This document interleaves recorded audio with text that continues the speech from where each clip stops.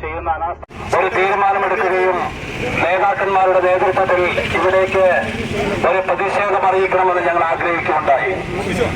ഞങ്ങൾ ഉയർത്തുന്ന മുദ്രാവാക്യം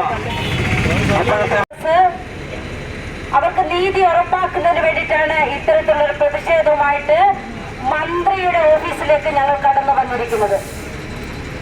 നമുക്കറിയാം, ഇവിടെ സൂചിപ്പിച്ചു കഴിഞ്ഞു, ഇന്നലെ ചുണ്ടമ്മയെ മൃതദേഹത്തോട് ആദരവ് കാണിച്ചിരിക്കുകയാണ് ഡിപ്പാർട്ട്മെന്റിലെ ഉദ്യോഗസ്ഥരടക്കമുള്ള. അതിന് വകുപ്പ് മന്ത്രി മറുപടി പറഞ്ഞേ പറ്റുള്ളൂ. കാരണം വകുപ്പ് മന്ത്രിയുടെ മണ്ഡലത്ത് ഓരോ വിഷയങ്ങളും ആവർത്തിച്ച് വരികയാണ്.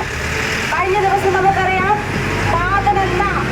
കൂടക്കര മാതൻ എന്ന സഹോദരനെ, അദ്ദേഹത്തെ ഇതുപോലത്തെ കൊടും ക്രൂരത, മനുഷ്യത്വമില്ലാത്ത കൊടും ക്രൂരത ചെയ്ത ആളുകളെ ഈ സമയം വരെ അറസ്റ്റ് ചെയ്തിട്ടില്ല.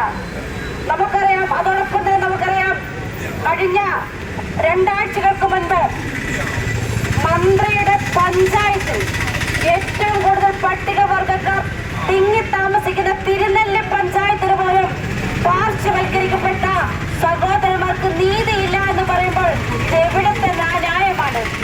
അവിടുത്തെ വിധവയും അതുപോലെ കുഞ്ഞു മക്കളുള്ള അമ്മമാരെയും അതുപോലെ തന്നെ നമുക്കറിയാം ഗർഭിണിയായ സ്ത്രീകളടക്കമുള്ള 3 കുടുംബങ്ങളെ വനം വകുപ്പിന്റെ ചില ഉദ്യോഗസ്ഥരെ അവരുടെ വീടുകൾ തച്ച് പൊളിച്ച് അവർ വെച്ച ഭക്ഷണം പോലും കഴിക്കാൻ പറ്റാതെ ഭക്ഷണമടക്കം പാത്രങ്ങളടക്കം വലിച്ചെറിഞ്ഞ സംഭവം ഞങ്ങളൊക്കെ കണ്ടു.